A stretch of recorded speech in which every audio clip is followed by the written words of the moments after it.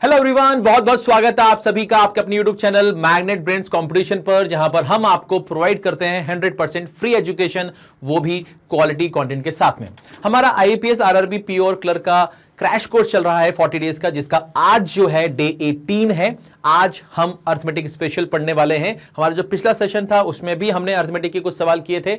आज भी हम अर्थमेटिक के कुछ बेहतरीन सवाल करने वाले हैं, बेहतरीन अप्रोच के साथ उससे सॉल्व करेंगे। तो चलिए शुरू करते हैं आज के इस सेशन को। और पहला सवाल आपके स्क्रीन पर ये रहा। तो सवाल को पढ़ेंगे बहुत ध्यान से, आराम से, अच्छे से। A, B and C individually can do a work in 40, 16 and 28 days respectively. A and B start the work, but after 8 days, B leave the work and C joins. After 2 days of when C joins, A also leave the work. C alone does the work for next 3 days and leave the work. Find the remaining part of the work to be completed. अब सवाल में क्या लिखा हुआ है कि A B C तीन व्यक्ति हैं, अकेले अकेले किसी कार्य को अगर करते हैं तो उन्हें 40, 16 और 28 दिन का समय लगता है। ए और बी ने साथ में काम करना शुरू किया, किंतु 8 दिन बाद वो काम 8 दिन बाद बी जो है वो छोड़ देता है और सी ज्वाइन कर लेता है। यानी ए और बी ने 8 दिन काम किया, फिर बी गया, फिर कौन आ गया सर? सी आ गया। फिर ए और सी ने अगले 2 दिन तक काम किया, उसके बाद ए ने छोड़ दिया, फिर सी ने अकेले 3 दिन तक काम किया और उसने भी छोड़ दिया। आपसे पूछ रहा है कि कुल कार्य का कितना काम या कितना हिस्सा बचा हुआ है। आपको फ्रैक्शन में ऑप्शन दिए गए हैं, यानी कि आपको फ्रैक्शन में बताना पड़ेगा कि आपका कितना टोटल काम का कितना काम बचा हुआ है। ठीक है सर, कैसे करेंगे ध्यान से देखते हैं। सबसे पहले हमने यहां पर ये देख लिया कि सर ये जो ए है, यहां पर ये जो ए है, ये जो ए है ये सर 40 डेज में करता है, बी जो है ये आपका 16 डेज में करता है और सी जो है ये आपका 28 डेज में करता है। तो हमने इसका एलसीएम ले लिया। हमने इसका क्या ले लिया सर? एलसीएम ले लिया। तो 40, 16 और 28 का एलसीएम देखो। 40 क्या होता है सर? 8 5 40 होता है ना। 8 5 40 होता है, 2 की पावर 3 है ना, इंटू 5 हो गया। 16 2 की पावर 4 हो गया। ये क्या हो गया सर? 2 की पावर 2, 4 7 सा। तो यहां पर 2 वाले में से क्या लेंगे सर? जिसकी पावर ज्यादा होगी, यानी कि 2 की पावर 4, यानी कि हो गया अपना सर 16। उसके बाद यहां से 5 लेंगे, यहां से 7 ले लेंगे। तो 16 इंटू 5 कितना होता है सर? 80। 80 इंटू 7 कितना होता है सर? 560। तो ये आपके पास में आ जाएगा, ये आपके पास में आ जाएगा टोटल वर्क। ये आ जाएगा आपके पास में कितना? Total work. ठीक है, चलो आगे बढ़ते हैं, आगे बढ़ते हैं। अब हम बात करते हैं यहां पर, अब हम बात करते हैं कि सर अगर हम इसको डिवाइड करेंगे तो यहां पर क्या आ जाएगा सर? 14 आ जाएगा। यहां पर कितना आ जाएगा सर आपके पास में? आपके पास में यहां पर 20 आ जाएगा। ठीक है ना। और ये जाएगा सर आपका 3 से और ये जाएगा सर 5 से। ठीक है ना। ठीक है सर, कोई दिक्कत नहीं है सर। तो यहां पर सर 14, 35 और 20 इनकी क्या आ गई सर? इफिशियंसी आ गई है ना। ये इतना इतना यूनिट करते हैं पर डे। अब आपसे क्या बोल रहा है सवाल में कि ए और बी ने साथ में काम शुरू किया। तो ए और बी ने अगर साथ में काम शुरू किया तो उन्होंने काम कितने दिन तक किया सर? 8 दिन तक किया। उसके बाद बी चला गया सर, बी जैसे ही गया वैसे सी आ गया, यानी कि ए और सी ने साथ में काम किया। कितने दिन तक काम किया सर? 2 दिन तक काम किया। उसके बाद फिर क्या हुआ सर? उसके बाद फिर ए चला गया, फिर सी बचा और सी ने अगले 3 दिन तक काम किया। तो अब आपको देखना है कि यहां पर कितना काम हुआ है ना। ऐसा नहीं बोला कि इसने सी ने अकेले पूरा काम कंप्लीट कर दिया रिमेनिंग डेज में, ऐसा नहीं बोला। तो आपने बोला सर इतना काम तो हुआ है। ए प्लस बी कितना है सर? ए प्लस बी आपके पास में कितना है सर? 49 है। तो 49 इंटू 8 हो गया। ठीक है सर। ए प्लस सी कितना है सर? ए प्लस सी आपके पास 34 है, तो 34 इंटू 2 हो गया। सी कितना है सर? सी आपके पास 20 है, तो 20 इंटू 3 हो गया। ठीक है सर। तो ये 8 9 72 हो गया और ये 39 हो गया।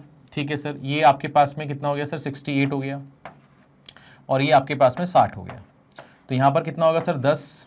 ठीक है। तो ये 10 और ये 12 यानी कि 22 और ये 2 जोड़ेंगे तो यहाँ पर आ जाएगा 520। तो यहाँ पर टोटल जो आ रहा है काम आपका वो 520 आ रहा है। ठीक है सर, कोई दिक्कत नहीं है, कोई परेशानी नहीं है। अब बात करते हैं सर टोटल काम था कितना सर? टोटल काम था सर आपका 560। तो 560 में से 520 हुआ है, 560 में से 520 हुआ है, तो कितना काम बच गया सर? 40। कितने में से बच गया सर? 560 में से। तो आपको इसको सॉल्व करना है। तो यहां से 0 जाएगा, यहां से आएगा 1/14, 1/14। तो यही आपके इस सवाल का सही जवाब है। यही आपके इस सवाल का सही जवाब है। बिल्कुल सिंपल, सरल, आसान, ईजी। ठीक है, कोई दिक्कत, कोई परेशानी किसी भी तरह की नहीं। चलिए आगे बढ़ते हैं, आगे बढ़ते हैं। कोई दिक्कत बेटा यहाँ पर है ना? कोई दिक्कत यहाँ पर नहीं है। चलिए आगे बढ़ते हैं। अब हम बात करते हैं इस सवाल की। सवाल में क्या बोला है? सम become rupees 1200 at the end of 23 years and the same sum become 1728 at the end of 25 years. Find the rate of compound interest per annum. तो यहां पर इस सवाल को करने के लिए आपको कंपाउंड इंटरेस्ट का फॉर्मूला इस्तेमाल करना पड़ेगा। अगर आप कंपाउंड इंटरेस्ट का फॉर्मूला नहीं इस्तेमाल करना चाहते हो तो मैं आपको ये तरीका बता चुका हूं रेगुलर क्लासेस में। मैं पहले उसको डिस्कस करता हूं कि जैसे यहां पर कोई धनराशि है, यहां पर कोई धनराशि है, ये जो है ये आपका 1200 रुपए हो गई कितने साल में सर? 23 साल में। और यही चीज आपकी 1728 हो गई कितने साल में सर? ये हो गई सर 25 साल में। तो हमने कहा सर यहां पर 25 है, यहां पर 23 है, यानी कि इन दोनों के बीच में 2 साल का गैप है। ठीक है, अगर इन दोनों के बीच में 2 साल का गैप है, अगर इन दोनों के बीच में 2 साल का गैप है, तो जब 2 साल का गैप होता है तो हम क्या कर लेते हैं सर? स्क्वायर रूट ले लेते हैं। 3 साल का गैप होता है तो हम लोग क्या करते हैं सर? क्यूब रूट ले लेते हैं। तो 2 साल का है तो यहां पर हम स्क्वायर रूट लेंगे, बट इसको थोड़ा सा सिंप्लीफाई करते हैं। ये आपका 12 इंटू 100 लिखा हुआ है और ये लिखा हुआ है आपका 12 इंटू 144, ये 12 का क्यूब है। अब हम इसका स्क्वायर रूट लेंगे, बट पहले इसको कैंसिल कर देते हैं। तो यहां पर हमने क्या किया? यहां पर हमने ये 12 और ये 12 कैंसिल कर दिए, तो यहां पर आ गया सर 100, यहां पर आ गया 144। अब आप इसका स्क्वायर रूट ले लो, अब आप इसका स्क्वायर रूट, तो ये कितना होगा सर? 10, ये कितना होगा सर? 12। तो कोई चीज़ 10 से 12 हो रही है, यानी कि 2 का चेंज आ रहा है, किस पे आ रहा है? 10 पर। इंटू 100 करेंगे तो यहाँ पर आ जाएगा सर 20%। तो ये आपको इस सवाल को करने का आसान तरीका। अब आपको बहुत डाउट आएगा सर 2 साल था तो आप स्क्वायर रूट ले लेते, बट आपने सर स्क्वायर रूट तब लिया जब इसको आपने कैंसिल कर दिया। इसको आपने जब कैंसिल कर दिया, सर ये क्यों किया आपने? देखो यहाँ पर, देखो यहाँ पर आपसे बोल रहा है सर अमाउंट का जो फॉर्मूला होता है वो होता है सर P1 + R/100 पे पावर T, यही होता है। अच्छा, तो आपसे क्या बोल रहा है सर? 25 साल बाद वाला जो अमाउंट है, 25 साल बाद वाला जो अमाउंट है वो कितना है सर? 1728 है। और ये कितना होगा सर? P, ये हो जाएगा 1 + R, यहां पर 25 आ जाएगा। ठीक है, सॉरी। अब 23 का अगर देखें तो यहां पर कितना होगा सर? ये आपका 1200 है, ये हो जाएगा सर P, ये हो जाएगा 1 + R/100 पे पावर कितना होगा सर? 23 होगा। अगर मैं इन दोनों को डिवाइड कर दूं तो ये कितना होगा सर? 1728, यहाँ पर कितना होगा sir? 1200 is equal to P से P कैंसिल होगा और यहाँ पर बचेगा 1 + R/100 पे पावर, ये 25 है और ये 23 है, तो इसका डिफरेंस कितना आएगा सर? 2 आएगा। अब आप इसको कैंसिल करोगे तो 12 से आएगा 144, 12 से आएगा सर 100, और यहाँ पर इसका 2 हटाओगे तो यहाँ पर स्क्वायर रूट लग जाएगा, तो ये आ जाएगा सर 144/100, जिसको सॉल्व करने पे कितना आएगा? 12/10, which is equal to 1 + R/100। अब आप इसको सॉल्व करोगे तो यहाँ से R की वैल्यू कितनी आएगी सर? आपकी 20%। तो आप इस तरीके से भी जा सकते हो, बट मैं आपको क्या सजेस्ट कर रहा हूँ कि अगर आपके पास रेशियो है ना, 1200 और 1728 एक वैल्यू है, तो आप पहले उसको रेशियो की फॉर्म में कन्वर्ट कर सकते हो, है ना, कैंसिल आउट करके रेशियो ले लिया। और अगर 2 साल का गैप है तो स्क्वायर रूट ले लो, 3 साल का है तो क्यूब रूट ले लो। ठीक है, इतना सा करना है, आपका जीवन आसान हो जाएगा। ठीक है, एक बार देख लो इसको। स्टैंडर्ड तरीका ये है, थोड़ा सा लेंदी पड़ेगा। अगर इससे कर रहे हो तो बस आपको इनका रेशियो लेना है। बस इनका रेशियो जो आ रहा है वो 100 और 144 का आ रहा है। 2 साल का गैप है, स्क्वायर रूट ले लिया तो 10 और 12, 2 का चेंज 10 पर, यानी कि 20% आपका रेट ऑफ इंटरेस्ट है। ठीक है, चलिए आगे बढ़ते हैं, इस सवाल को देखते हैं। A vendor buys bananas at 9 for ₹8 and sell at 8 for ₹9, what will be the profit और लॉस परसेंटेज। ठीक है, तो भैया वो क्या कर रहा है, ध्यान से देखो, वो 8 रुपए में 9 बनाना खरीद रहा है और 9 रुपए में 8 बनाना बेच रहा है। इसका मतलब ये नहीं कि उसने 9 बनाना ही खरीदे हैं या 9 बनाना ही बेचे, ऐसा नहीं है। उसने जिस रेट से खरीदा है वो और जिस रेट से बेचा है वो आपको दिया गया है। तो यहां पर हम कैसे करते हैं, ध्यान से देखो, यहां पर हम लिखते हैं नंबर ऑफ पीसेस और यहां पर लिखते हैं अपन रुपीस। तो यहां पर क्या हो रहा है कि आपने 9 बनाना 8 रुपए के हिसाब से खरीदे और 8 बनाना 9 रुपए के हिसाब से बेचे। ठीक है, आप सबसे पहले आपका ध्यान ये जानना चाहिए कि अगर मैंने कोई चीज खरीदी है और उस चीज को मैंने जितने पे खरीदा और जितने पे बेचा, है ना, चीज तो वही है, खरीदा और बेचा, तो मेरा ध्यान उस चीज पर नहीं है, उस चीज की कॉस्ट प्राइस और उस चीज के सेलिंग प्राइस पर है, क्योंकि चीज तो सेम ही है ना। तो यहां पर सेम है, ये जो मैंने कहा इसका तात्पर्य मैं क्या कहना चाहता हूं कि सर यहां पर ये 9 है और यहां पर ये 8 है, तो पहले इसको क्या बनाओगे? सेम बनाओगे। इसको क्या बनाना है आपको? फिर सेम बनाना है। तो इसको सेम बनाने के लिए क्या करेंगे सर? इसको सेम बनाने के लिए हम यहां पर क्या मल्टीप्लाई कर देते हैं? 8, और यहां पर क्या मल्टीप्लाई करते हैं? 9। तो ये जब 8 मल्टीप्लाई होगा तो ये बन जाएगा आपका कितना? 72। ये भी कितना बन जाएगा? 72, बट ये बन जाएगा 64 और ये बन जाएगा 81। ठीक है, अब आपने इतने रुपए में खरीदे और वही उतने आपने इतने रुपए में बेचे, यानी कि जो चीज आपने 60 रुपए में खरीदी थी, 64 रुपीज में खरीदी थी, वही चीज आपने 81 रुपीज में बेची है। इसका मतलब यही हो गया। हाँ सर, तो आपका ध्यान कॉस्ट और सेलिंग प्राइस पर रहेगा।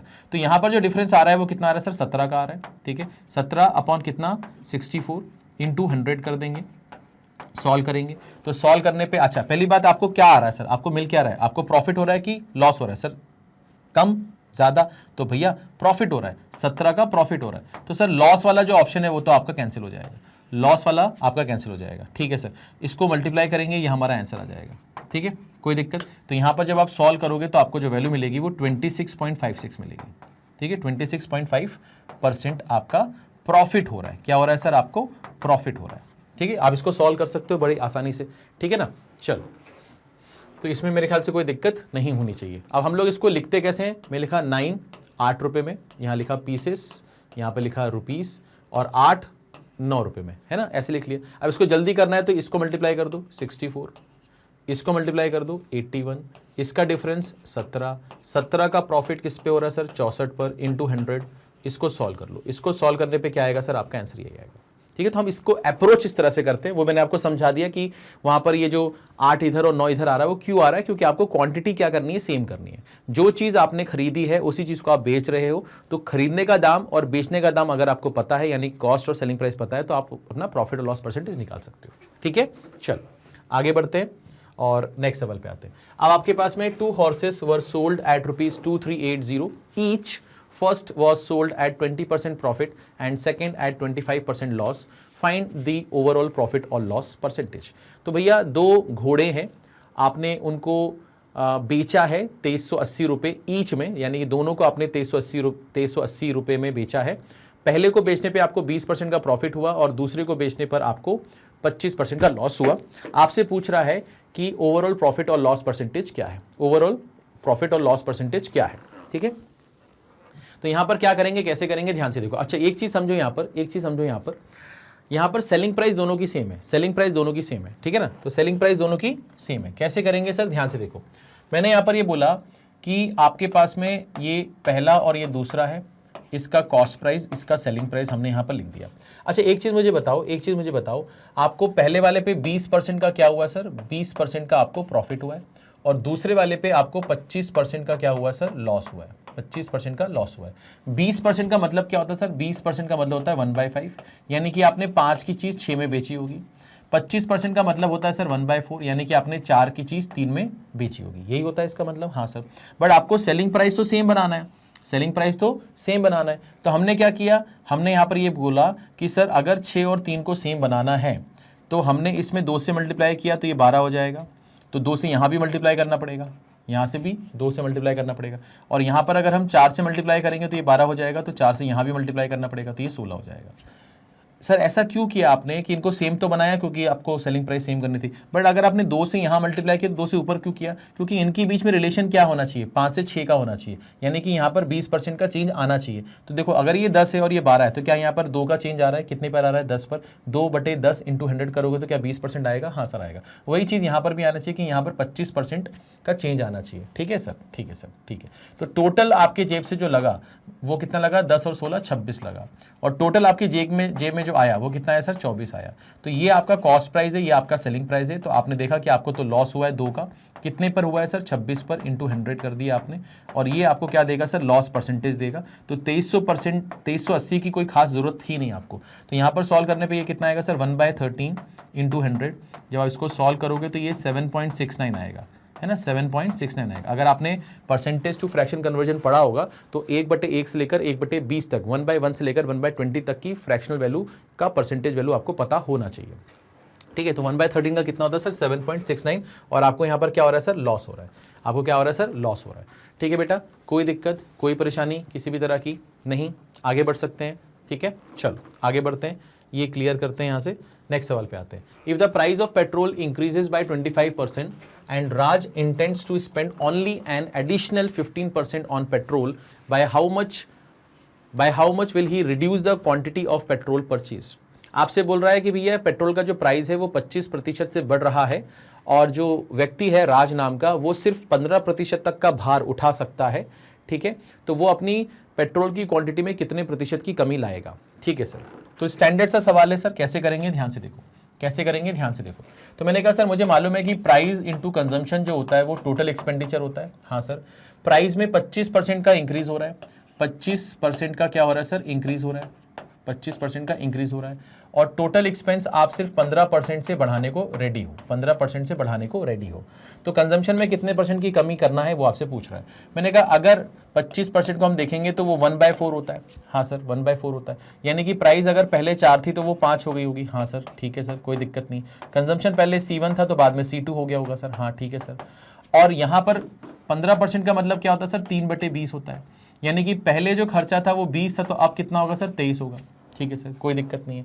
तो अगर मैं इनका रेशियो ले लूँ, यहाँ पर इनका रेशियो ले लूँ, ठीक है, ध्यान से देखो, इनका रेशियो ले लूँ तो यहाँ पर आपको क्या क्या मिलने वाला है। आप ये बोल सकते हो कि C1/C2 जो है वो कितना होगा सर, 4 से ये जाएगा 5 बार और 5 × 5 हो जाएगा आपके पास 25, तो 25/23, यानी कि कंजम्पशन अगर पहले 25 यूनिट था तो अब 23 यूनिट हो गया, यानी कि 2 यूनिट आपका डिक्रीज किया है आपने कंजम्पशन। कहाँ से किया है सर, 25 से किया है, इंटू 100 कर देंगे तो यहाँ पर कितना आएगा सर आपका 8%। यहाँ पर कितना आएगा सर 8%। तो आपने अपनी कंजम्पशन को 8% से डिक्रीज किया है। तो यही आपसे पूछ रहा था कि कंजम्पशन को कितने % से रिड्यूस करना पड़ेगा, तो उसका आंसर कितना होगा सर, 8% होगा। ठीक है, कोई दिक्कत कोई परेशानी इसमें नहीं, सिंपल है, आसान है, ईजी है। ठीक है, सिंपल। ये सारी चीज़ें जो है ये क्लासेस में आपको डिस्कस की गई हैं बिल्कुल सिस्टमेटिक तरीके से। अगर आपने वो सेशन नहीं देखा है तो प्लीज़ देख लो, उससे आपको बहुत फ़ायदा मिलने वाला है। ठीक है, चलिए आगे बढ़ते हैं, इसको रिमूव करते हैं और इस सवाल पे आते हैं। अब आपसे बोला A can do a work in 24 days, okay, B is 20% more efficient than A, if C can do the work in 10 more days than B, find days taken by A and C together to complete the work. ठीक है sir, तो आपसे क्या बोल रहा है कि भैया ए जो है वो किसी काम को 24 दिन में कर सकता है, बी की जो कार्य क्षमता है वो ए से 20% ज़्यादा है। ठीक है, सी जो है वो बी के कंपैरिजन में 10 दिन ज़्यादा समय लेती है। आपसे क्या बोल रहे हैं कि भैया ए और सी अगर साथ में काम करेंगे तो काम कितने दिन में कंप्लीट होगा। अच्छा सवाल है, बहुत ही शानदार सवाल है। ठीक है, एग्जामिनेशन पॉइंट ऑफ व्यू से इसी टाइप के सवाल आपको देखने को मिल सकते हैं। तो मैंने कहा सर यहाँ पर मैं ये बोल सकता हूँ कि यहाँ पर ये ए है और यहाँ पर ये बी है और यहाँ पर हम सी लिख लेते हैं। अब इफिशिएंसी की बात करते हैं। यहाँ पर इफिशिएंसी जो बी की है वो 20% ज़्यादा है, यानी कि अगर इसकी इफिशिएंसी 5 होगी तो इसकी इफिशिएंसी 6 होनी चाहिए, है ना। 20% ज़्यादा का मतलब यही होता है। ठीक है सर, तो टाइम के बारे में बात करें तो ये अगर टाइम 6 यूनिट ले रहा होगा तो ये 5 मिनट ले रहा होगा, है ना। टाइम इन्वर्सली प्रोपोर्शनल होगा क्योंकि वर्क तो दोनों सेम ही कर रहे होंगे, तो वर्क कांस्टेंट हो गया। अब यहाँ पर हमें पता क्या है कि ए जो है वो 24 दिन में काम कर सकता है, यानी कि इस 6 की जो वैल्यू है ये 24 है, यानी कि इंटू 4 किया आपने, तो हम यहाँ पर भी इंटू 4 करते हैं तो ये कितना आ जाएगा सर, 20 आ जाएगा। ठीक है, ये कितना आ जाएगा सर, 20 आ जाएगा। अब आपको मालूम है कि सी जो है वो बी से 10 दिन ज़्यादा लेता है या लेती है, तो ये कितना होगा सर, 30 हो जाएगा। तो सी जो है वो 30 दिन में काम कर सकती है या कर सकता है। अब यहाँ पर क्या हो रहा है, यहाँ पर हो रहा है कि आपसे पूछ रहा है कि ए और सी अगर मिलकर काम करेंगे तो कितना समय लेंगे। तो मुझे मालूम है कि ए और सी का जो टाइम है वो 24 और 30 है, 24 और 30 है ना, 24 और 30 है। तो इसका एलसीएम ले लिया सर 120, तो यहाँ से कितना आएगा सर, 5 आएगा, यहाँ से कितना आएगा सर, 4 आएगा। अगर ये दोनों मिलकर काम कर रहे हैं तो ये दोनों मिलकर 9 यूनिट करते होंगे पर डे, है ना, 9 यूनिट करते होंगे पर डे। ठीक है, और यहाँ पर इतना काम इन दोनों को मिलकर करना है, तो ये 120/9 हो जाएगा। यही टाइम आपको निकालना था जब ए और सी मिलकर काम करेंगे। तो यहाँ पर 3 से जाएगा 40 बार, 3 से जाएगा 3 बार, तो 40/3 आप लिख सकते हो, या तो इसको आप लिख सकते थे 3, 13 और 1, 13 1/3 भी लिख सकते थे, डिपेंड करता है ऑप्शन कैसा दिया हुआ है ना। तो आपका जो ऑप्शन है वो इस फॉर्म में दिया है, तो आपका जो आंसर है वो 40/3 डेज हो जाएगा, 40/3 डेज हो जाएगा। ठीक है, कोई दिक्कत कोई परेशानी, जैसा जैसा बोला गया था वैसा वैसा हमने किया है, कोई दिक्कत मेरे ख्याल से इसमें होनी नहीं चाहिए। ए और बी की इफिशिएंसी का रिलेशन था कि बी की जो इफिशिएंसी थी वो 20% ज़्यादा थी, तो हमने ये रेशियो निकाल लिया। इफिशिएंसी का रेशियो उल्टा करेंगे, टाइम का रेशियो आ जाएगा। ए का टाइम जो है हमारे हिसाब से वो हमारे पास है, एक्चुअली में कितना है वो दिया गया है, तो 6 किलो अगर 24 है तो 5 किलो 20 होगी। बी का टाइम जितना भी है उससे 10 दिन ज़्यादा सी का टाइम है। बी और सी आ चुका, ए हमें पता था। अब ए और सी को कंबाइन करके हमें पता लगाना है कि ये दोनों मिलकर काम कितने दिन में कंप्लीट करेंगे। ठीक है बेटा, चल आगे बढ़ते हैं।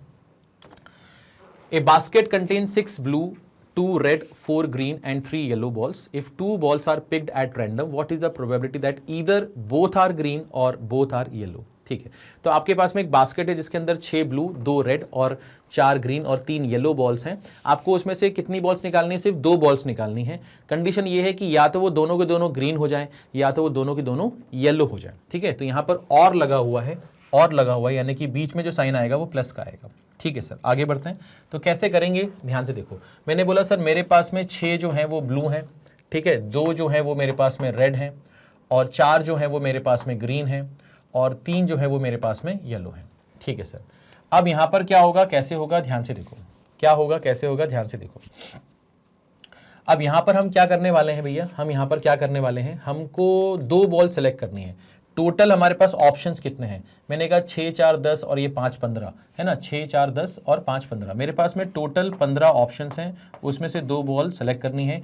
अब यहाँ पर कंडीशन ये है कि या तो वो दोनों की दोनों रेड हो जाएं, तो रेड मेरे पास कितनी है सर, रेड मेरे पास कितनी है, 2 ही है, ठीक है ना, रेड मेरे पास कितनी है, 2 ही है, सॉरी ग्रीन होनी चाहिए, है ना, ग्रीन होनी चाहिए। तो ग्रीन मेरे पास कितनी है सर, मेरे पास ग्रीन जो है वो 4 है, तो यहाँ पर लिख देंगे सर 4C2, ये ग्रीन वाली हो गई, प्लस उसके बाद क्या बोल रहा है सर, येलो होनी चाहिए, येलो मेरे पास कितनी है सर, 3 है, तो ये हो जाएगा 3C2, और ये टोटल पॉसिबल कंडीशंस हैं, ठीक है ना। तो ये हो गया सर आपका टोटल आउटकम्स, इसमें से फेवरेबल कौन से वो मैंने लिख दिया यहाँ पर। अब मुझे मालूम है 4C2 का मतलब होता है 4 × 3 12/2 यानी कि 6, ठीक है। 15C2 का मतलब कितना होगा, 15 × 14 यानी कि 15 × 7, क्योंकि बाई 2 होता, तो ये हो जाएगा सर 105।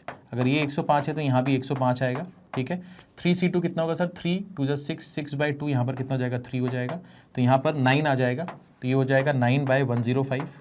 तो 3 से कैंसिल करेंगे तो 3 3 9 हो जाएगा, 3 3 9 और 3 5 15, यानी कि 3/35, 3/35 आपका आंसर हो जाएगा, है ना।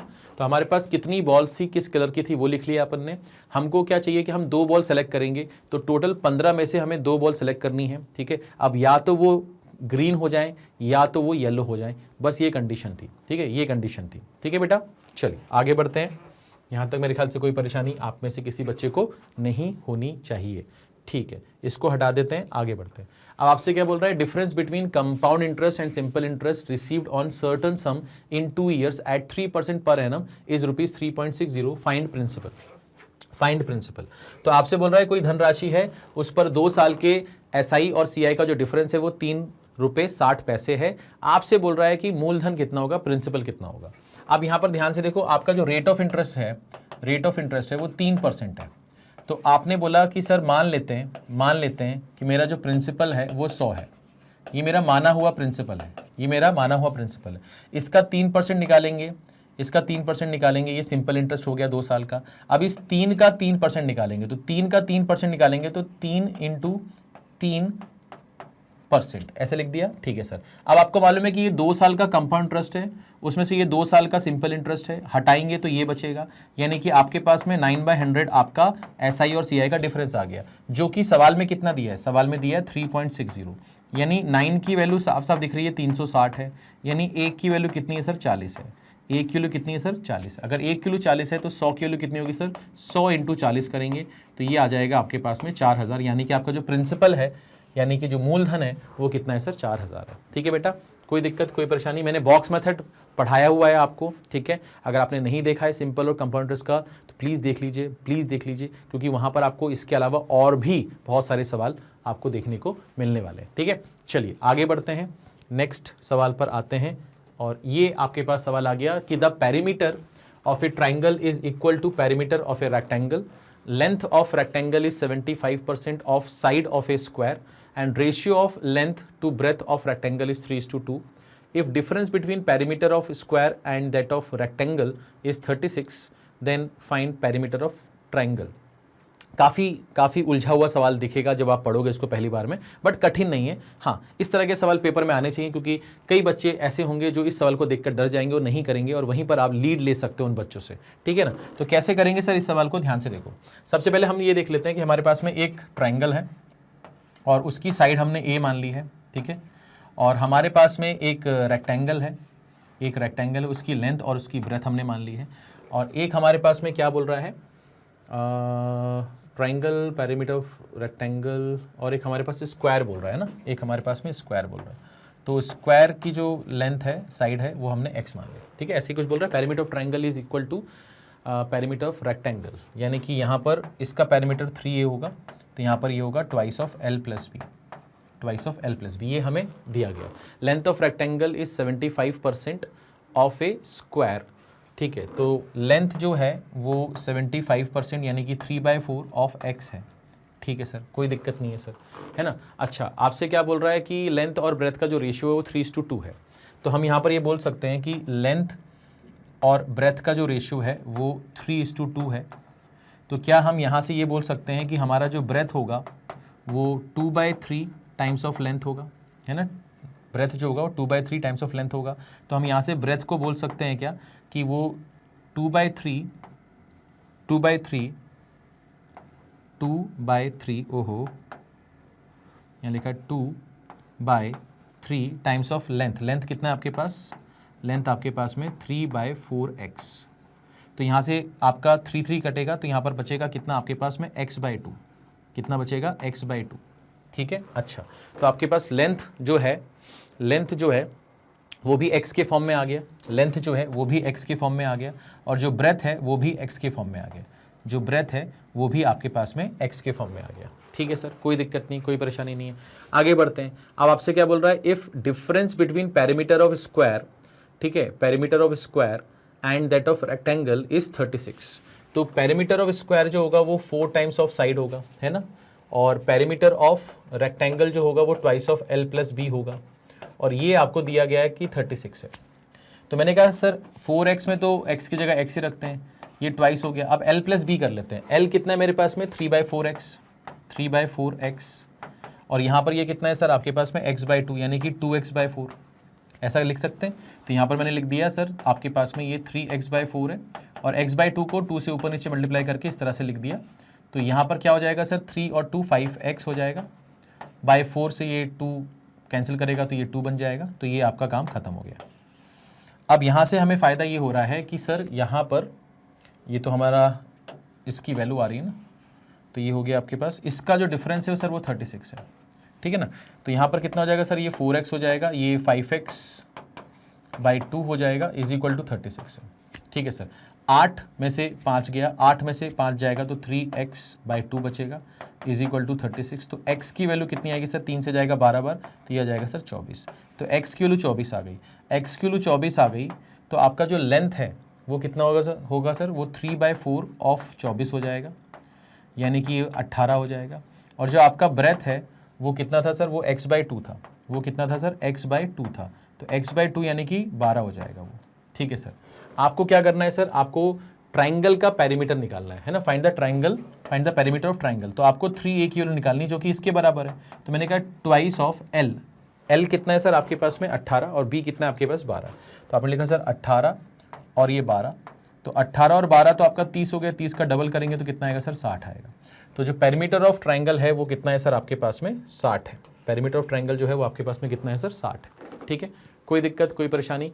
बहुत ही शानदार सवाल था। हमारे पास एक ट्राइंगल था, एक रेक्टेंगल था, एक स्क्वायर था। ट्राइंगल की साइड हमने a मान ली, रेक्टेंगल l b मान ली, उसकी x मान ली। हमें बोला कि इसका जो पेरीमीटर है और इसका जो पेरीमीटर है वो बराबर है। ठीक है, उसके बाद फिर आपसे क्या बोल रहा है कि लेंथ और ब्रेथ का जो रेशियो 3:2 है। ठीक है सर, साथ में ये भी बोल रहा है कि रेक्टेंगल का जो लेंथ है वो स्क्वायर की साइड का 75% है। 75% यानी कि 3/4 है। तो l जो है वो x के फॉर्म में आ गया। ठीक है सर, l और b का रेशियो है, तो हमने b को भी l के फॉर्म में और फिर l को x के फॉर्म के हिसाब से b को x के फॉर्म में निकाल लिया।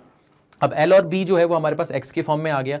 तो हम क्या कर सकते हैं? हमें एक रिलेशन दिया गया था कि जो स्क्वायर का पेरीमीटर है और जो रेक्टेंगल का पेरीमीटर उसका डिफरेंस 36 है। ये x के फॉर्म में है, इसको x के फॉर्म में कन्वर्ट करके लिखकर हमने x निकाल लिया। x निकल गया तो एक्चुअल लेंथ एक्चुअल ब्रेथ निकल जाएगी। Actual length actual breadth put करेंगे तो हमारे पास पेरीमीटर ऑफ क्या आ जाएगा? ट्राइंगल आ जाएगा। ठीक है, तो बहुत ही अच्छा सवाल था, तो काफ़ी शानदार सवाल था। ठीक है, तो इस तरह के जो सवाल हैं वो आप एक्सपेक्ट कर सकते हो आपके पेपर में। ठीक है, चलिए आगे बढ़ते हैं, इसको यहाँ से रिमूव करते हैं, नेक्स्ट सवाल पे आते हैं। ठीक है, अब आपसे बोला 2 taps A and B can fill a tank in 12 hours and 10 hours respectively. Due to a leak in bottom of tank, it take 18 hours to fill the whole tank. If from the leak water is running at the rate of 46 liter per minute, then find the capacity of tank. Find the capacity of tank. तो कैसे करोगे इस सवाल को? ध्यान से देखो, कैसे करोगे? ध्यान से देखो।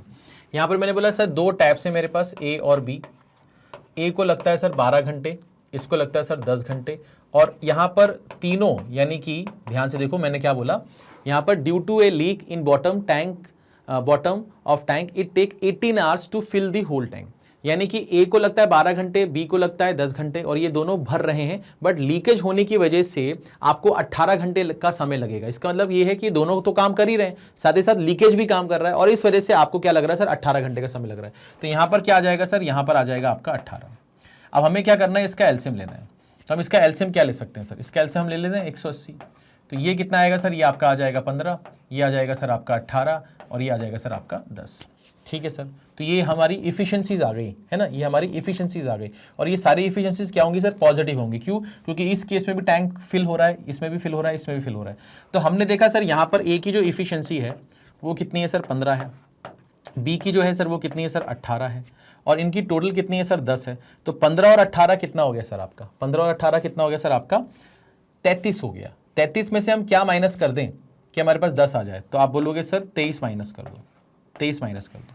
इसका मतलब ये समझ में आ गया कि सी की जो एफिशिएंसी है वो 23 यूनिट पर आर है, 23 यूनिट पर आर है। और माइनस में क्यों लिखा, क्योंकि ये पानी बाहर की ओर फेंक रहा है, ये लीकेज है। ठीक है, अच्छा, तो ये 23 यूनिट जो है, ये 23 यूनिट पानी जो है पर आर बाहर फेंकता होगा। ठीक है सर, अगर ये 23 यूनिट पानी बाहर फेंकता होगा तो इतना पानी फेंकने में इसको कितना समय लगेगा, तो आप लिखोगे यहाँ पर कि सर इसको जो समय लगेगा वो 180/23 लगेगा, इतने घंटे लगेंगे। ये आपका समय आ गया। ठीक है, कि लीकेज के थ्रू आपको टंकी को खाली करने में जो समय लगेगा वो इतना समय लगेगा।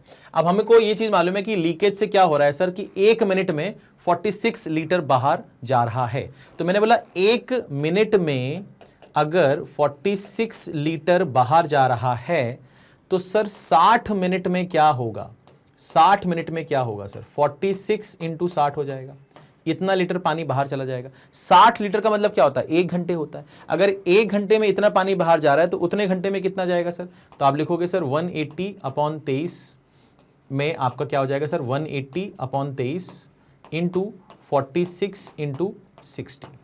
अब यहां पर क्या होगा, ध्यान से देखो, यहां पर क्या होगा, ध्यान से देखो, यहां पर इस 23 से ये जाएगा सर 2 बार। ठीक है सर, तो ये हो जाएगा सर 180 × 120, तो कुल मिलाकर 18 × 12 होगा, 18 × 12 होगा। ठीक है, और 2 0 लगने वाले हैं यहाँ पर। ठीक है ना, तो हमने यहाँ पर क्या कर दिया सर, इसको आप ऐसे लिख लो,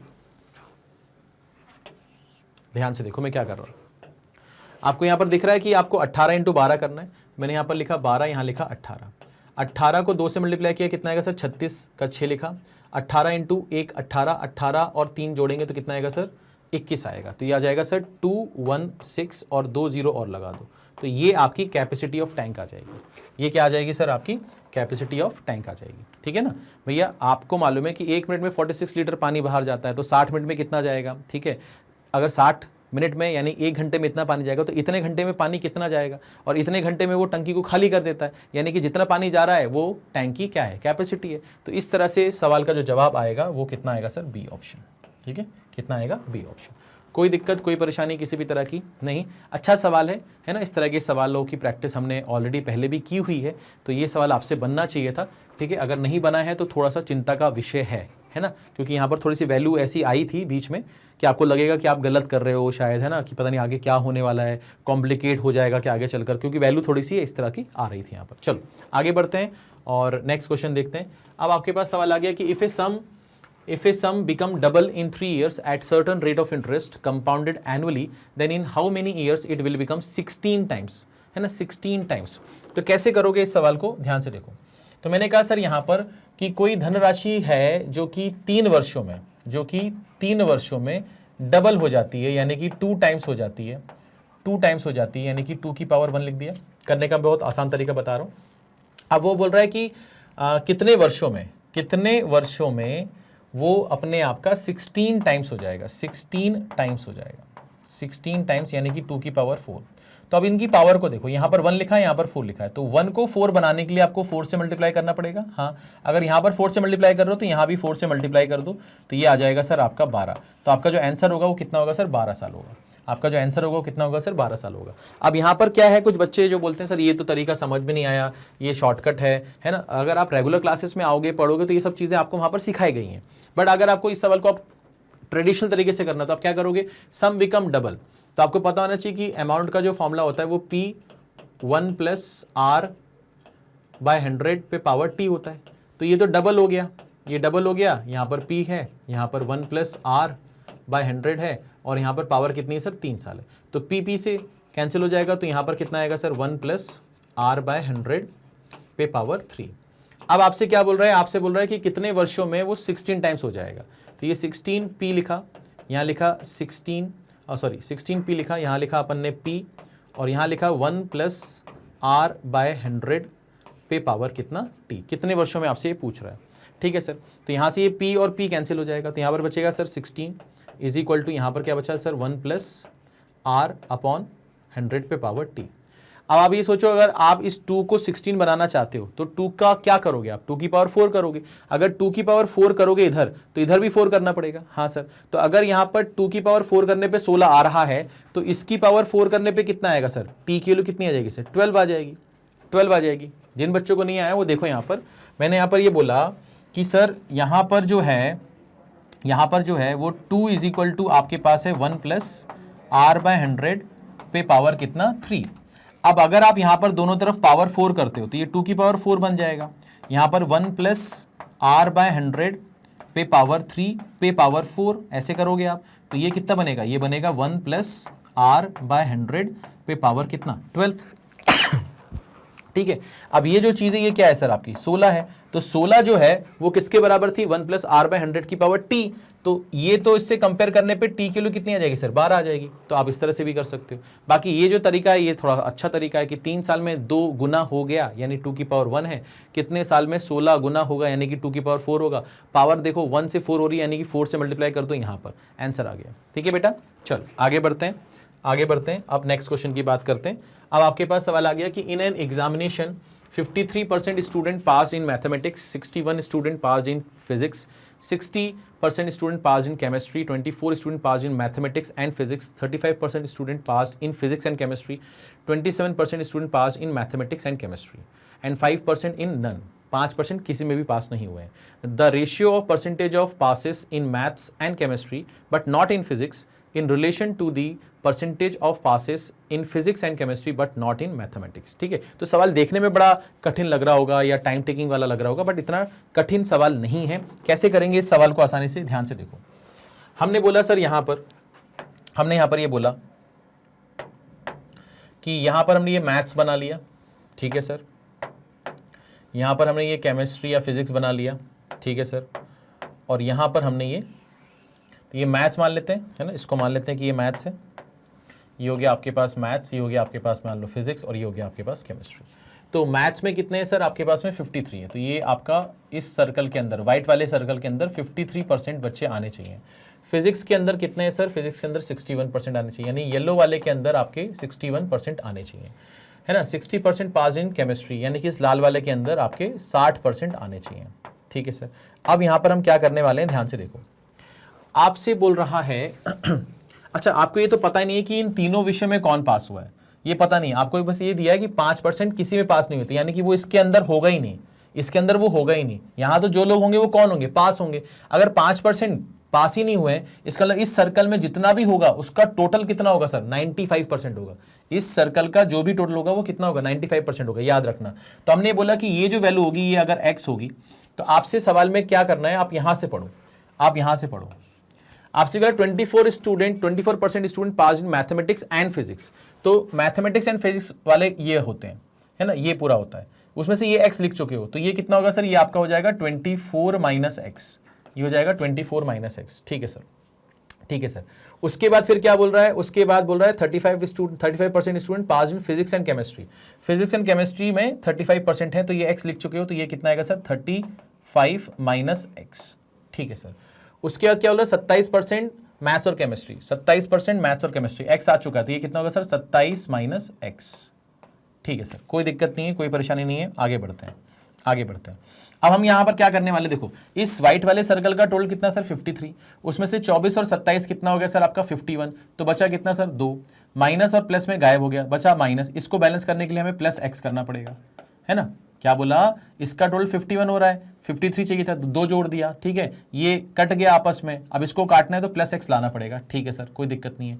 अब इस पीले वाले का टोटल कितना सर 61 है, तो 35 और 24 ये कितना हो गया सर आपका 59 हो गया, 59 हो गया तो बचा कितना सर 2 बचा, ठीक है सर, माइनस और प्लस कैंसिल हो गया, माइनस को कैंसिल करने के लिए यहाँ प्लस करना पड़ेगा, ठीक है सर, कोई दिक्कत नहीं है।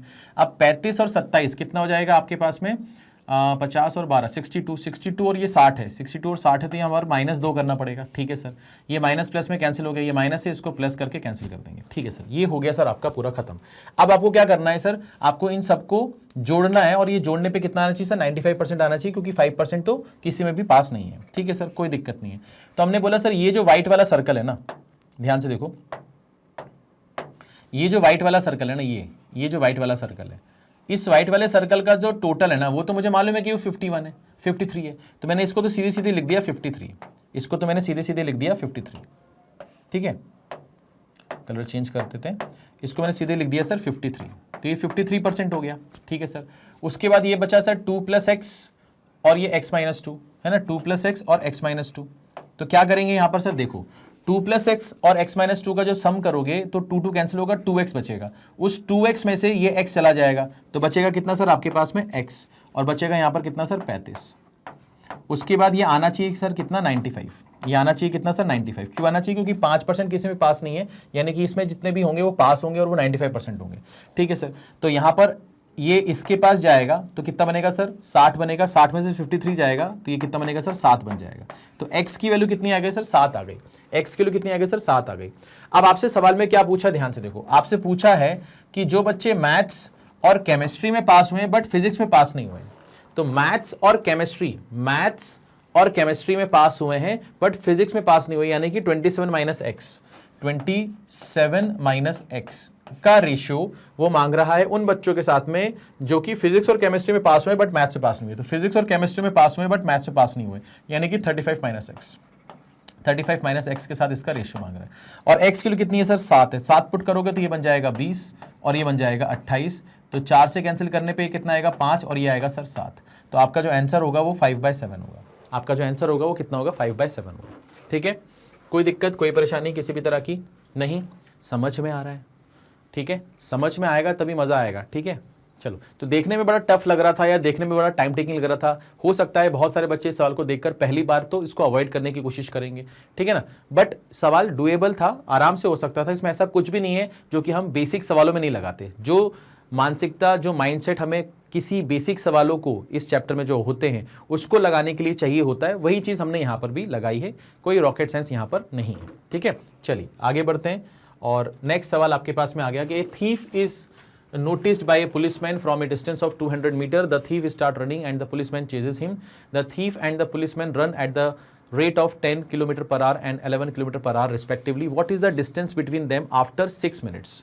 यानी कि यहाँ पर एक सवाल तो आता है जबकि पूछा जाता है कि पुलिस चोर को कितने देर में पकड़ेगा, बट यहाँ पर ये नहीं पूछा है, आपसे पूछा है कि भैया 200 मीटर की दूरी से पुलिस ने चोर को देख लिया, चोर ने पुलिस को देख लिया, दोनों भागना शुरू करते हैं, पुलिस उसका पीछा कर रहा है 11 की स्पीड से, चोर भाग रहा है 10 की स्पीड से, तो 6 मिनट बाद उनके बीच की दूरी क्या होगी ये आपसे पूछा गया, ठीक है।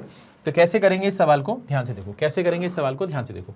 तो सबसे पहले मैंने मान लिया कि भैया ये जो है ये पुलिस है यहाँ पर, ये जो है यहाँ पर थीफ है, ठीक है। अब पुलिस जो है वो 6 मिनट बाद यहाँ पर हो जाएगा, तो पुलिस की नई पोजीशन यहाँ पर होगी मान लेते हैं, और चोर की नई पोजीशन यहाँ पर होगी मान लेते हैं, चोर की नई पोजीशन यहाँ पर मान लेते हैं, ठीक है ना।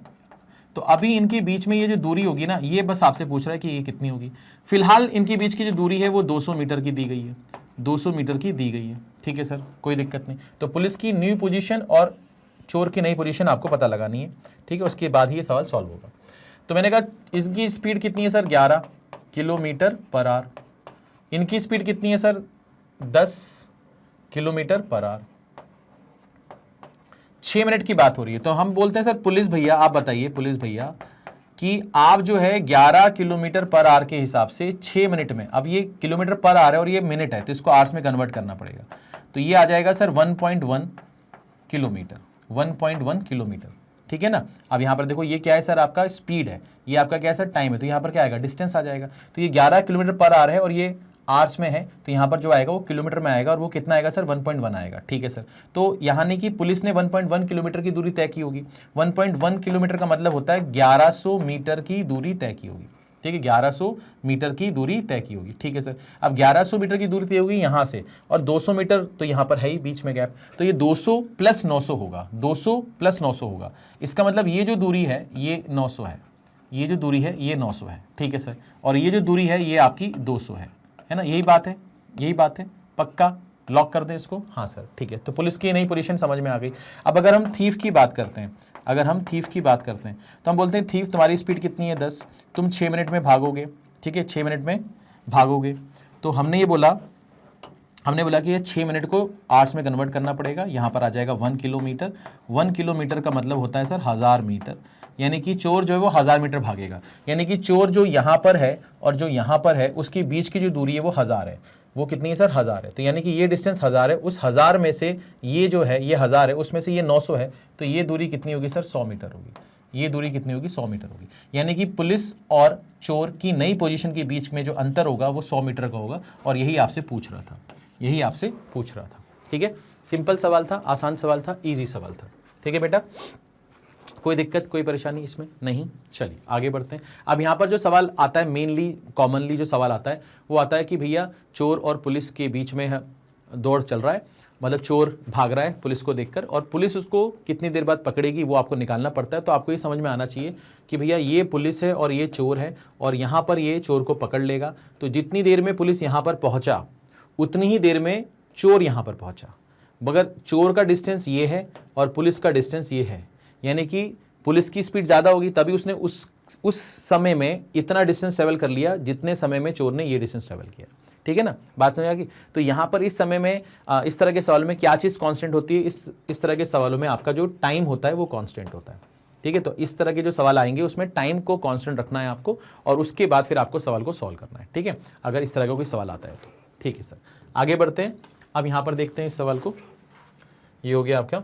अब बोल रहे the average of 9 data is 79, the average of first 2 data is 75, if the average of next 4 data is 87, if the 8th data is 5 more than 7th data and 1 more than 9th data, calculate 9th observation. ठीक है, आसान सा सवाल है। तो आपके पास में मान लीजिए 9 नंबर हैं, आपके पास में मान लीजिए 9 नंबर्स हैं, उनका जो एवरेज है वो 79 है।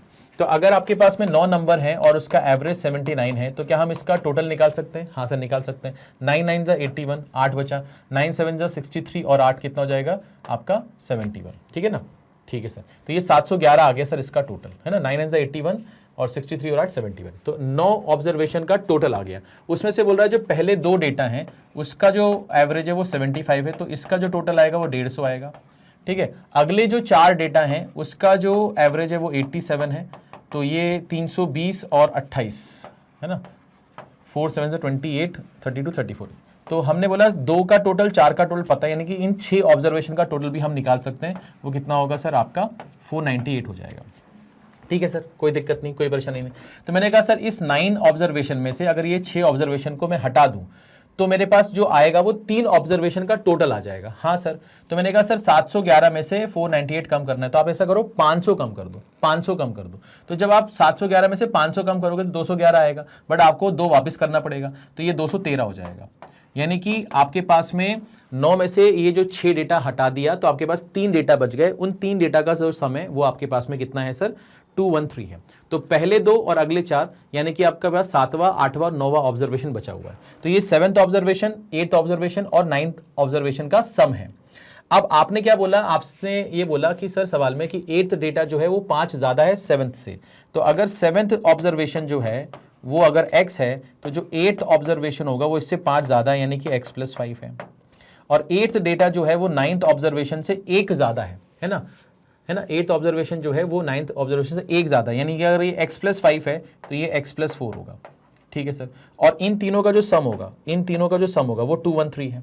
तो हमने बोला सर यहाँ पर 3x हो गया, हाँ सर, और यहाँ पर 5 और 4 9 उधर जाएगा, तो ये कितना हो जाएगा सर 204 हो जाएगा। ठीक है, तो x की वैल्यू कितनी आएगी सर, x की वैल्यू आएगी 3 6 18, 3 8 24, तो x की वैल्यू कितनी आएगी सर 68 आ जाएगी। आपसे पूछा 9th ऑब्जर्वेशन, तो 9th ऑब्जर्वेशन तो आपने x + 4 माना था, तो x + 4 जो होगा वो कितना होगा सर आपका 72 होगा। तो 9th ऑब्जर्वेशन जो है नाइन्थ ऑब्जर्वेशन जो है वो आपका कितना सर 72 है, और यही आपके इस सवाल का सही उत्तर है। ठीक है, यही आपके सवाल का सही उत्तर है। हमें 9 डेटा का एवरेज दिया था, टोटल निकाल लिया, फिर पहले 2 का एवरेज था उसका टोटल, अगले 4 का एवरेज था उसका टोटल, अब 9 वैल्यूज का सम है, 6 वैल्यूज का सम भी मालूम है, डिफरेंस निकालेंगे तो 3 वैल्यूज का सम आ जाएगा। अब उन 3 वैल्यूज के बीच में कुछ रिलेशन है कि 8वां जो है वो 7वें से 5 ज्यादा है और 9वें से 1 ज्यादा है, तो उसका सम 213 है। x निकल गया तो हमें 9th ऑब्जर्वेशन निकालना था यानी x+4। अगर वो बोलता 8th निकालो तो x+5, अगर वो बोलता 7 निकालो यानी x से हमारा काम हो जाता। ठीक है बेटा, कोई दिक्कत कोई परेशानी नहीं। चलिए आगे बढ़ते हैं, इसको यहां से हटाते हैं, नेक्स्ट सवाल पे आते हैं। आपसे बोल रहा है A man can reach a certain place in 30 hours. If he reduces his speed by 1/15th, he goes 10 km less in that time. Find his speed per hour. ठीक है, तो आपकी स्पीड बतानी है आपको। ठीक है सर, तो यहां पर कैसे करेंगे सवाल को ध्यान से देखो, कैसे करेंगे सवाल को ध्यान से देखो। मैंने बोला कि सर आपकी स्पीड अगर पहले x थी इनिशियली, तो आपने उसको 1/15 से कम कर लिया, यानी कि पहले अगर आपकी स्पीड x थी तो आपने उसको x/15 से डिक्रीज कर लिया, तो अब आपकी जो स्पीड होगी वो 14x/15 होगी। तो ये हो गया सर आपका 14x/15। ठीक है ना, ये आपकी स्पीड है। ठीक है ना, इनिशियली और यहां पर लिख दिया फाइनली। ठीक है सर, समझ में आ गया, समझ में आ गया। अब यहां पर बोल रहे हैं कि दोनों ही केसेस में जो आप टाइम ले रहे हो, दोनों ही केसेस में जो आप टाइम ले रहे हो वो 30 घंटे का टाइम ले रहे हो, दोनों ही केसेस में जो आप टाइम ले रहे हो वो 30 घंटे का टाइम ले रहे हो। तो ये जो है ये आपका किलोमीटर पर आवर में है, ये किसमें है सर आपका किलोमीटर पर आवर में है। ठीक है, और ये किसमें है सर आपका आवर्स में है। ठीक है सर, ये आपका आवर्स में है। तो आप ये बोलोगे सर स्पीड इंटू टाइम करते हैं तो क्या आता है सर, डिस्टेंस आता है। तो इस केस में जो आपका डिस्टेंस है वो सर आपका 30x है, इस केस में जो आपका डिस्टेंस है वो सर आपका 28x है। समझ में आया, 30 इंटू 14x/15 है, तो 15 से जाएगा 2 बार और 2 इंटू 14 करेंगे तो 28x आएगा। ठीक है सर, समझ में आ गया, समझ में आ गया। अब यहाँ पर क्या कर सकते हैं, कैसे कर सकते हैं, ध्यान से देखो। तो 30x माइनस 28x की जो वैल्यू होगी वो क्या होगी। सवाल में बोल रहा है कि जब आपने अपनी स्पीड को कम किया ना तो आप 10 किलोमीटर कम चल पा रहे हो, इसका इनका जो डिफरेंस आएगा वो 10 किलोमीटर आएगा। वो कितना आएगा सर, 10 किलोमीटर आएगा, यानी कि 2x की जो वैल्यू है वो आपके पास में 10 आ जाएगी, है ना। तो यहाँ पर x की जो वैल्यू है वो कितनी आएगी सर, 5 आएगी, और x क्या था सर आपकी स्पीड थी, तो x आपका आ गया sir kilometre per hour, kilometre per hour. ठीक है, कोई दिक्कत कोई परेशानी किसी भी तरह की। तो ये आपके सवाल का सही जवाब है, यानी कि डी ऑप्शन हमारे सवाल का सही जवाब है ना, डी ऑप्शन हमारे सवाल का सही जवाब है। ठीक है, कोई दिक्कत कोई परेशानी किसी भी तरह की नहीं। चलिए आगे बढ़ते हैं, आगे बढ़ते हैं, इसको यहाँ से शिफ्ट किया। अब बात करते हैं सर इस सवाल की। इस सवाल में क्या बोला है सर आपसे कि ABC started a business by investing rupees this and this. A and B are active partner and got 15% and 12% of total profit, and remaining profit is to be distributed among them in the ratio of their investment. If C got total rupees 65700 as a profit, what was the total amount of profit? अच्छा सवाल है ना। इस सवाल में जो calculation है वो बहुत ज़्यादा है, तो इस सवाल के कैलकुलेशन को कम करने के लिए हम जो अप्रोच अपनाएंगे वो बहुत यूनिक अप्रोच है, तो उस पर थोड़ा सा ध्यान देना, समझने की कोशिश करना। तो पहले हम जगह बना लेते हैं अपने लिए। ठीक है, जगह बना लेते हैं। आपसे बोला ABC हैं, उन्होंने कितना कितना निवेश किया, ध्यान से देखो। आपने ABC हैं और इन्होंने 24,000 और 32,000 और कितना 18,000। तो ये जो 1000 है ये तो कैंसिल हो जाएगा सब में से, है ना। फिर हमने इसको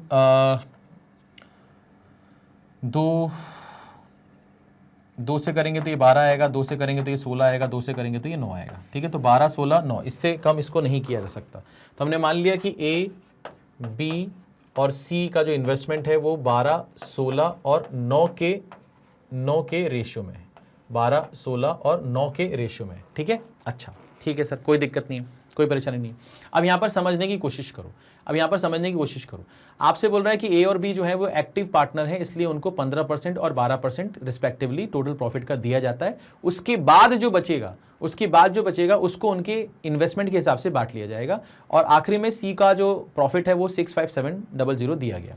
अब ये समझ लो कि मान लो कि मुझे ना ABC को देना है प्रॉफिट का, तो मैं क्या कर रहा हूं, मैं ये जो सक्रिय एक्टिव पार्टनर है ना उसका ध्यान नहीं रखा मैंने कि यार ये दो लोग हैं ना जो एक्टिव पार्टनर है, तो इनको पहले कुछ एक्स्ट्रा देना पड़ेगा और फिर जो बचेगा उसको अपन बांटेंगे। मैंने क्या किया ना, मैंने जो टोटल प्रॉफिट था ना वो इनके इन्वेस्टमेंट के हिसाब से बांट दिया। इनके इन्वेस्टमेंट के हिसाब से बांट दिया। ठीक है सर, कोई दिक्कत नहीं, कोई दिक्कत नहीं। बट एक्चुअली में हुआ क्या, एक्चुअली में ये हुआ कि जो 15% ए को मिलना था वो सी को भी मिल गया होगा। हाँ सर। जो 12% बी को मिलना था उसमें सी को भी मिला होगा। हाँ, तो ये जो ए और बी है ये दोनों सी के पास जाएंगे और बोलेंगे मेरा 15 और मेरा 12 वापस कर। अच्छा, यानी कि ए इसके पास जाएगा और बोलेगा मेरा 15 वापस कर, बी इसके पास जाएगा और बोलेगा मेरा 12 वापस कर। ऐसा कब होगा, ऐसा तब होगा जब मैंने पूरा प्रॉफिट इस रेशियो में बांट दिया। मैंने ये नहीं किया कि पहले पूरा जो है प्रॉफिट में से पहले 15% निकाला, फिर 12% निकाला, ए और बी को दे दिया, फिर जो बचा उसको बांटा। ऐसा नहीं किया मैंने क्या किया, मैंने पूरा का पूरा प्रॉफिट इस रेशियो में बांट दिया। अब उससे हुआ क्या कि ए का 15% सी के पास है, बी का 12% सी के पास है। तो मैंने कहा भैया ऐसा कर कि ए और बी का मिलाकर कितना हो गया सर, 27% हो गया। तो ए और बी का 27% जो है वो इसमें से हम कम कर देंगे। ठीक है सर। तो अब हमने बोला कि 9 का 27% कितना होता है सर, 27% कितना होता है, 9 7 63, 18 और 6 24 हो गया, 100 से डिवाइड करेंगे 2.43, यानी कि जो 27% है यानी कि 2.43 जो है ये आपको कम करना पड़ेगा।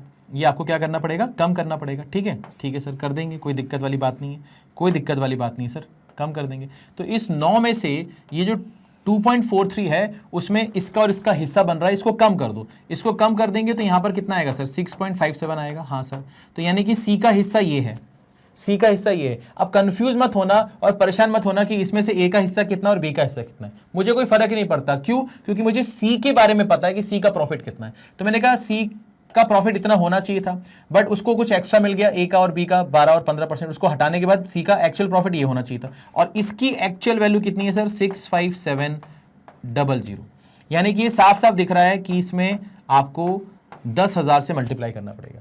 तो इसका मतलब क्या हो गया, आपसे पूछ रहा है कि टोटल अमाउंट जो है प्रॉफिट का वो कितना है, यानी कि टोटल अमाउंट जो प्रॉफिट का वो तो यही है। तो 16 और 9 25, 25 और 12 कितना हो गया सर, 37। तो मैंने कहा अगर मेरे पास में इसकी वैल्यू इतनी है जो कि 10,000 टाइम्स है, तो इसका 10,000 टाइम्स करेंगे यानी कि इसके आगे भी हम 4 जीरो लगा देंगे, यानी कि 3,70,000 हमारा टोटल प्रॉफिट होगा। 3,70,000 हमारा टोटल प्रॉफिट होगा। ठीक है, कोई दिक्कत, कोई परेशानी किसी भी तरह की नहीं, आसान सरल इजी, कोई दिक्कत। इसको अच्छे से देखो, अच्छा सवाल है ये। चलिए, तो ये तो हो गया, आगे बढ़ते हैं और नेक्स्ट सवाल की बात करते हैं। आप बोला a train passes 2 bridges of length 800 metre and 400 metre in 100 seconds and 60 seconds respectively. The length of the train is, आपको ट्रेन की लेंथ बतानी है। ट्रेन जो है वो 800 मीटर और 400 मीटर के ब्रिजेस को पार कर रहा है 100 सेकेंड्स और 60 सेकेंड में, ये आपको दिया गया है। ठीक है, कैसे करेंगे इस सवाल को, बड़ा ही आसान सा सवाल है भैया। अब एक चीज बताओ कि जब ये पार करेगा ट्रेन, किसको पार करेगा सर, ब्रिजेस को पार करेगा, तो ये दोनों ही ब्रिजेस को जब पार करेगा तो ये अपनी ही स्पीड से पार करेगा, अपनी ही स्पीड से पार करेगा। तो जब ये अपनी ही स्पीड से पार करेगा तो दोनों ही जगह पर स्पीड क्या होगी सर, सेम होगी। ठीक है ना। तो हमने बोला सर स्पीड ऑफ ट्रेन जो होगा, पहली ब्रिज को पार करेगा तो अपना लेंथ प्लस ब्रिज की लेंथ, इसको पार करने में इसको समय लग रहा है 100, तो ये हो गया सर मीटर और ये हो गया सर सेकंड। तो स्पीड किस में आएगी सर, मीटर पर सेकंड में आएगी। ठीक है, तो लेंथ जो आएगी वो मीटर में आएगी, याद रखना। उसके बाद फिर से ट्रेन ने पार किया अपनी लंबाई और 400 मीटर का एक ब्रिज, उसको पार करने में उसको 60 सेकंड लग गए। ठीक है सर, तो आपस में ये दोनों बराबर होंगे। ठीक है सर, तो अब इसको सॉल्व करते हैं सर, इसको सॉल्व करते हैं। तो 20 से ये जाएगा 5 टाइम्स, 20 से जाएगा 3 टाइम्स, क्रॉस मल्टीप्लाई किया तो 3L, ये हो गया सर 2400, ये हो जाएगा सर 5L, ये हो जाएगा सर 2000। अब यहाँ पर क्या होगा सर, ये इसके पास जाएगा तो ये हो जाएगा सर 2L और ये इसके पास आएगा तो ये बन जाएगा सर 400। तो L की जो वैल्यू है वो तो कितनी है सर 200, L की जो वैल्यू है वो कितनी है सर 200। ठीक है, L की वैल्यू कितनी है सर 200, और यही आपसे पूछा था, यही आपसे पूछा था। कोई दिक्कत आपको, कोई परेशानी आपको नहीं, पक्का दिक्कत तो नहीं। चलें आगे बढ़े, आगे बढ़े, चलो फटाफट आगे बढ़ते हैं क्योंकि इस सवाल में दम नहीं था। आप बोल रहे हैं vessel contain a mixture of milk and water in the proportion 2:3। If 40 litre of mixture is replaced by 40 litre of water, then the ratio between milk and water become 1:4। Find initial quantity of mixture. ठीक है sir, बहुत ही आसान सवाल है, बहुत ही आसान सवाल है। कैसे करेंगे, ध्यान से देखो। आपके पास में मिल्क और वाटर का एक मिक्सचर है जिसमें मिल्क और वाटर का जो रेशियो है वो 2:3 है। ठीक है, आपने इसमें से 40 लीटर क्या निकाला है, मिक्सचर निकाला है। अब आपको ये चीज पता होनी चाहिए कि जब आप मिक्सचर में से मिक्सचर निकालते हो, मिक्सचर में से मिक्सचर निकालते हो तो क्वांटिटी कम होगी बट जो रेशियो था मिल्क और वाटर का वो सेम रहेगा। इसका मतलब ये हुआ कि यहां पर अगर 2:3 का रेशियो था तो बाद में भी 2:3 का रेशियो रहेगा, भले ही आपने 40 मीटर मिक्सचर निकाल लिया है, बस क्वांटिटी यहां और यहां पर जो होगी वो डिफरेंट होगी, इनमें 40 लीटर का डिफरेंस होगा। हाँ सर ठीक है। अब इसको आपने रिप्लेस कर दिया सर 40 लीटर वाटर से, 40 लीटर वाटर से ऐड कर दिया, तो आपने क्या बोला, ऐसा करने से जो रेशियो होगा 1:4 हो जाएगा, 1:4 हो जाएगा, यानी कि ये 1 हो जाएगा और ये 4 हो जाएगा। हाँ सर ठीक है सर। अब आपको इस बॉक्स पर ध्यान देना है, अब आपको इस बॉक्स पर ध्यान देना है। अब आप मुझे इस बॉक्स में ध्यान से देखिए, बताओ कि इस बॉक्स में आपने क्या चीज मिलाई है। मैंने कहा सर वाटर मिलाई है। मिल्क मिलाया क्या? नहीं सर मिल्क तो नहीं मिलाया। अगर आपने मिल्क नहीं मिलाया तो मिल्क जितना था पहले उतना होना चाहिए। हाँ सर होना तो चाहिए, तो उसको सेम बनाने के लिए हमने ये चेंजेस किए। हाँ सर, इस वजह से क्या हुआ, ये तो सेम हो गया, बट ये जो चीज है ये 3 से 8 हो गई। 3 से 8 होने का मतलब है कि 5 यूनिट का चेंज आ गया इसमें, 5 यूनिट का चेंज आ गया। और ये 5 यूनिट किसके बराबर है सर? ये 40 लीटर के बराबर है, ये 40 लीटर के बराबर है। ठीक है सर, कोई दिक्कत नहीं। फिर आपका ध्यान गया कि ये 2 और 3 कितना है सर? ये भी तो 5 यूनिट है, ये भी तो कितना है सर? 5 यूनिट है। तो अगर ये 5 यूनिट 40 है तो ये 5 यूनिट भी कितना होगा सर? 40 लीटर ही होगा। और ये 40 लीटर कब है? ये 40 लीटर तब है जब आपने 40 लीटर ओरिजिनल मिक्सचर में से निकाल लिया था। तो एक्चुअली में 40 + 40 जोड़ने पे जो ओरिजिनल मिक्सचर है उसकी क्वांटिटी आ जाएगी 80 लीटर। तो यही आपके सवाल का जवाब है। ठीक है, मिल्क और वाटर का रेशियो 2:3, 40 लीटर मिक्सचर निकालने से क्वांटिटी कम होगी बट रेशियो चेंज नहीं होगा, बट 40 लीटर पानी मिलाने से रेशियो चेंज हो जाएगा। ठीक है, अब रेशियो चेंज तो होगा सर, मगर पानी की क्वांटिटी बढ़नी चाहिए, दूध की क्वांटिटी जितनी थी उतनी रहनी चाहिए। तो अगर ये 2 है तो इसको 2 बनाएंगे, इसको 2 बनाने के चक्कर में ये 8 बन जाएगा। तो ये 3 से 8 हुआ, यानी कि 5 का चेंज आया। 5 का चेंज क्यों आया? क्योंकि 40 लीटर आपने ऐड किया, यानी 5 यूनिट 40 के बराबर है। तो ये जो है ये भी तो 5 है, इसकी वैल्यू भी 40 हो गई। अगर ये 40 है तो ये 40 तब है जब आपने ओरिजिनल मिक्सचर में से 40 निकाला था। तो इसको और इसको जोड़ने पे ओरिजिनल मिक्सचर का आपको क्वांटिटी पता चल जाएगा, जो कि कितने है सर? 80 लीटर है। ठीक है भाई, कोई दिक्कत, कोई परेशानी नहीं? चलिए आगे बढ़ते हैं, नेक्स्ट सवाल पे आते हैं। आपसे बोल रहा है कि Raju and Lalita originally had marbles in the ratio 4:9. The Lalita gave some of her marbles to Raju. As a result the ratio of the number of marbles with Raju to that with Lalita become 5:6. What fraction of her original number of marbles was given by Lalita to Raju? तो यहाँ पर 2 हैं, राजू ललिता, उनके पास में कुछ number of marbles हैं जिनका ratio 4:9 है ना, 4:9 है। अब ललिता ने कुछ मार्बल्स अपने में से राजू को दे दिए, और ऐसा करने की वजह से अब राजू ललिता के पास जो नंबर ऑफ मार्बल्स हैं उसका रेशियो 5:6 हो गया। आपसे बोल रहा है कि ललिता के पास जितने भी मार्बल्स थे उसका कितना मार्बल्स दिया है उसने, यानी कि आपको फ्रैक्शन बताना है ना, फ्रैक्शन बताना है, दिख रहा है आपको ऑप्शन में, फ्रैक्शन बताना है कि जितना दिया और जितने में से दिया उसका फ्रैक्शन बताना है आपको। ठीक है सर, कोई दिक्कत नहीं है। कैसे करेंगे सर इसको? ध्यान से देखो, मैंने कहा कि आपको सवाल में राजू और ललिता के पास में जो नंबर ऑफ मार्बल्स हैं उसका रेशियो 4:9 दिया है। तो मैं मान लेता हूं इसके पास में 4x हैं और इसके पास में 9x मार्बल्स हैं। अब ललिता ने अपने में से कुछ मार्बल्स निकाल के राजू को दे दिए, तो यहां से k कम होगा तो यहाँ k ऐड हो जाएगा, और ऐसा करने से इनके पास जो नंबर ऑफ मार्बल्स हैं उसका रेशियो 5:6 हो जाएगा। ठीक है सर, सिंपल है। अब इसको मल्टीप्लाई करेंगे तो ये कितना होगा सर? 24x + 6k, और ये हो जाएगा सर आपके पास में 45x माइनस का 5k। तो ये इसके पास जाएगा तो ये 11k हो जाएगा, और ये इसके पास जाएगा तो ये 21x हो जाएगा। तो हमारे पास में k और x के बीच में एक रिलेशन आ गया, इसको हम एज इट इज यहाँ छोड़ देते हैं। अब आपसे बोल रहा है कि भैया ललिता ने अपने जितने भी मार्बल्स थे उसमें से कितने मार्बल्स दिए हैं। तो मैंने कहा ललिता के पास मार्बल्स थे कितने? 9x थे। तो ललिता के पास में 9x मार्बल थे, उसमें से उसने k मार्बल दिए हैं, तो आपको इसका रेशो चाहिए, आपको इसका रेशो चाहिए। तो मैं यहां पर क्या करूंगा, मेरे पास 11k की वैल्यू है, तो मैं क्या करूंगा, इसमें ऊपर नीचे 11 से मल्टीप्लाई कर दूंगा। तो 11 से मल्टीप्लाई करने पे ये बन जाएगा नीचे 99। अब 11k की वैल्यू कितनी है सर? 21x है, और नीचे कितना लिखा सर? 99x है। तो यहां से क्या हुआ सर? यहां से हमारे बीच से अब x चला जाएगा, तो ये x चला गया, तो यहां पर 3 से काटेंगे 7 बार, और यहां पर कितना बचेगा? 33, यानी कि 7/33 जो है आपका आंसर आएगा। 3 से काटेंगे तो 7 बार, 3 से काटेंगे तो 33, यानी कि जो भी उसने दिया ललिता ने नंबर ऑफ मार्बल्स, वो ओरिजिनल का कितना था? 7/33 था। तो 7/33 यानी कि ये जो डी ऑप्शन है ये आपके सवाल का सही जवाब है। ठीक है, ये आपके सवाल का सही जवाब है। ठीक है बेटा, कोई दिक्कत, कोई परेशानी? पहले क्या रेशियो था? हमने मान लिया कि 4x और 9x होगा, इसने दिया तो माइनस किया, इसने लिया तो प्लस किया। अब रेशियो 5:6 होगा। सॉल्व किया तो हमारे पास एक रिलेशन आ गया। हम चाहते तो यहां से k की वैल्यू 21x/k भी लिख सकते थे, बट हमने लिखा नहीं। उसके बाद फिर हमने बोला कि भैया ललिता के पास इतने मार्बल्स से उसने इतना दिया है, तो इसी का रेशियो मांग रहा है बस। तो हमने क्या बोला कि अगर 11K की वैल्यू मालूम है तो 11 से ऊपर नीचे मल्टीप्लाई कर दो, ये 99 बन जाएगा, ये 11K बन जाएगा। 11K को रिप्लेस कर दिया 21x से और फिर इसको सिंप्लीफाई कर लिया। ठीक है बेटा, कोई दिक्कत कोई परेशानी किसी भी तरह की नहीं। चलिए आगे बढ़ते हैं, आगे बढ़ते हैं। अब हमारे जीवन का, आज के जीवन का आखिरी सवाल आपसे बोल रहा है कि ये vessel contain 40 litre of oxygen, 10 litre of oxygen is replaced by nitrogen, this process is once more repeated, find ratio between oxygen to nitrogen in the vessel. अब यहां पर क्या होता है, यहां पर आपका जो स्टैंडर्ड फॉर्मूला है वो ये है कि भैया पहले जो था कंटेनर, पहले जो कंटेनर था उसमें सिर्फ और सिर्फ ऑक्सीजन था और इसकी जो क्वांटिटी थी वो 40 लीटर थी। आपने इसमें से क्या निकाला, 10 लीटर ऑक्सीजन निकाला और इसके बदले आपने 10 लीटर नाइट्रोजन मिला दिया। और ये जो प्रोसेस आपने किया है, ये प्रोसेस आपने 2 बार किया है, ये प्रोसेस आपने 2 बार किया है। आपने 10 लीटर फिर यहाँ पर मिक्सचर निकाला होगा और फिर इसके बदले आपने 10 लीटर नाइट्रोजन डाल दिया होगा। तो यहाँ पर ये 2 प्रोसेस के बाद में 2 प्रोसेस के बाद में जो मिक्सचर बनेगा उसमें ऑक्सीजन और नाइट्रोजन का क्या रेशियो होगा वो आपसे पूछ रहा है, वो आपसे पूछ रहा है। अब इसमें जो स्टैंडर्ड फॉर्मूला होता है, अगर फॉर्मूले के हिसाब से चलें तो मैं उसको याद कैसे करवाता हूं, ध्यान से देखो। पहले ये क्या था सर, ऑक्सीजन था, तो पहले अगर ये ऑक्सीजन था तो ऊपर लिख दो ऑक्सीजन, ठीक है, ऑक्सीजन, और बाद में क्या बन जाएगा सर, मिक्सचर बन जाएगा। तो आपने नीचे लिख दिया mixture is equal to 1 minus ये आ गया सर रिप्लेस्ड क्वांटिटी और ये आ गया सर टोटल क्वांटिटी और यहां पर आ गया सर एन। एन का मतलब क्या है, नंबर ऑफ ऑपरेशंस, कितनी बार ये ऑपरेशन परफॉर्म किया गया है। तो मैंने कहा सर यहां पर कि ये जो है ओरिजिनल मेरे पास जो ऑक्सीजन था, ये आपके पास मिक्सचर है, यहाँ पर लिखा 1 माइनस रिप्लेस क्वांटिटी कितनी है सर 10, क्योंकि आप 10 लीटर ऑक्सीजन निकाल रहे हो और उसकी जगह आप नाइट्रोजन रिप्लेस कर रहे हो। तो ये अपना नीचे ओरिजिनल कितना है सर 40 है, ये 2 बार प्रोसेस हुआ है। 1 माइनस 1/4 यानी कि 3/4, 3/4 का स्क्वायर करेंगे तो 9/16 आएगा।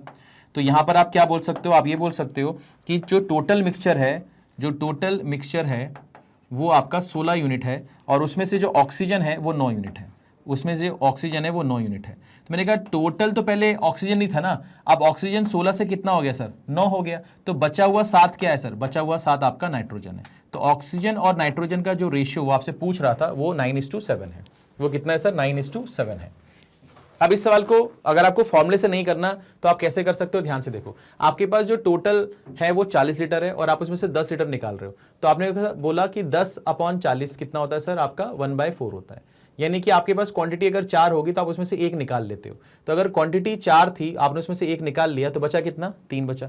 ऐसा हर बार होगा क्योंकि आप रिप्लेसमेंट कर रहे हो, जितना निकाल रहे हो उतना डाल रहे हो, तो हर बार ये क्वांटिटी 40 हो जाएगी, यानी हर बार ये 4 हो जाएगी और हर बार आप 10 लीटर निकालोगे, यानी कि 10/40 यानी 1/4 यानी 4 में से 1 निकाल रहे हो। तो आप ये बोलोगे यार पहले कोई चीज 4 थी अब 3 हो गई, फिर वो 4 थी वो 3 हो गई, यानी कि ये 16 से 9 हो गई। यहां पर क्या करना है आपको, मल्टीप्लाई करना है, यहां पर क्या करना है आपको, मल्टीप्लाई करना है। तो जो चीज पहले 16 थी अब वो चीज कितनी हो गई सर, 9 हो गई। देखो आपके पास में 40 लीटर ऑक्सीजन था, 10 लीटर ऑक्सीजन निकालने के बाद आपके पास क्या बचेगा सर, 30 लीटर ऑक्सीजन बचेगा। तो पहले 40 था अब 30 हो गया, तो इसका जो रेशियो है क्या वो 4:3 हो रहा है, हाँ सर हो रहा है। तो इस तरह से हमने क्या बोला कि पहले कोई चीज 4 थी वो 3 हो गई, फिर 4 थी फिर वो 3 हो गई, इसको मल्टीप्लाई कर दिया तो जो चीज पहले 16 थी वो अब 9 हो गई।